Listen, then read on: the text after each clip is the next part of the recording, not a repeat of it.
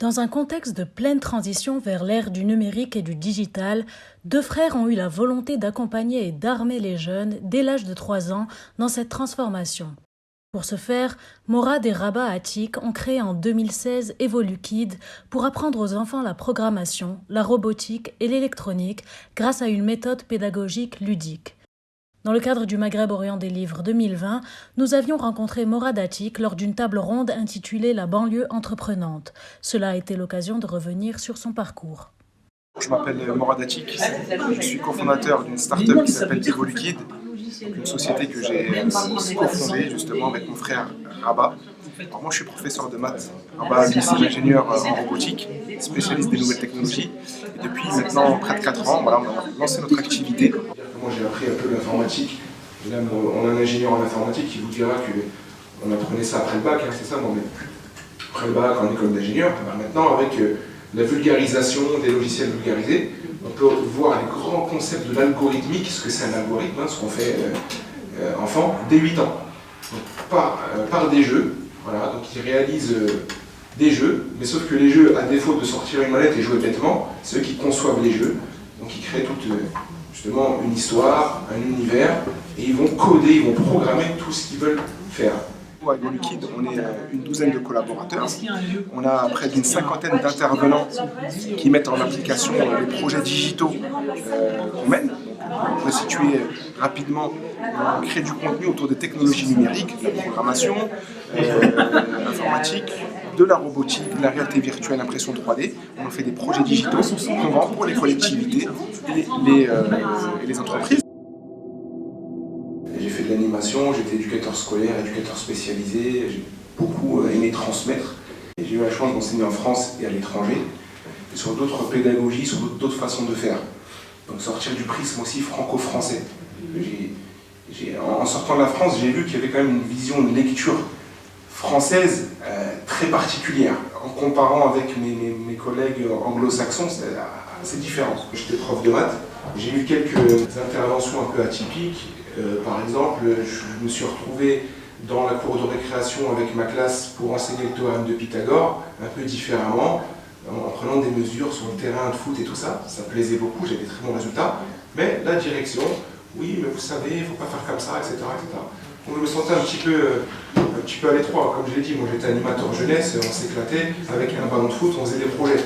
Et là, je me suis dit, mais c'est bizarre, les choses fonctionnent bien, les professeurs sont contents, les mamans, les réunions parents-prof, et c'est je le dis avec vraiment sans arrogance. J'avais moi une file de parents qui venaient pour échanger avec moi, puis mes collègues, c'était vide, parce que ça marchait très bien. Et quand même, au-dessus, dans la hiérarchie, on me disait que ça fonctionnait pas. Je me suis dit, je vais ouvrir moi une structure où je serai très très libre de faire les projets que je veux. Quand je suis entré en France, mon grand frère, qui lui a à peu près le même parcours, qui est ingénieur en robotique, qui à côté a beaucoup aussi enseigné et donné bénévolement, et puis aussi pour financer nos études, il me dit, écoute Morad, je sais que tu donnes beaucoup de cours particuliers là-bas, je faisais beaucoup de retours, il me dit, il serait intéressant qu'on mixe un peu nos compétences pour se lancer dans l'entrepreneuriat. Je ne connaissais vraiment pas du tout ce monde-là, je pense qu'on y reviendra après, je vais essayer de faire une petite introduction. Et c'est comme ça qu'on a lancé d'abord une première structure de coaching scolaire.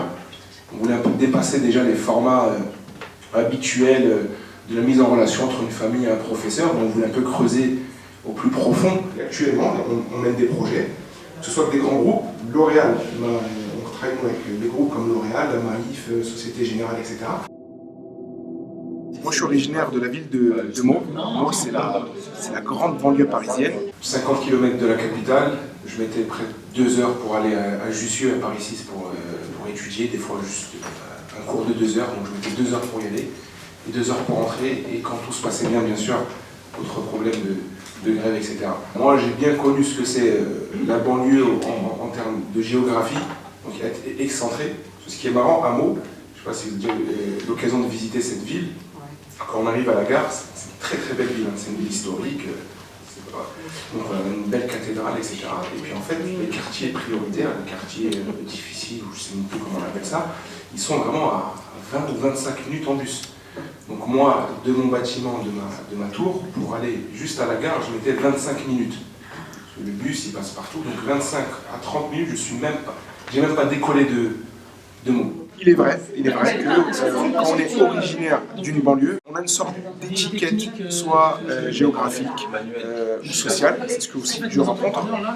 Cependant, je veux nuancer en disant que même si peut-être statistiquement, après il faudrait consulter des rapports où on pourrait prouver qu'il y a un peu moins de chances quand on est originaire d'une banlieue, l'idée c'est de ne pas dire ça, c'est de dire que même s'il y a moins de chances, des chances il y en a.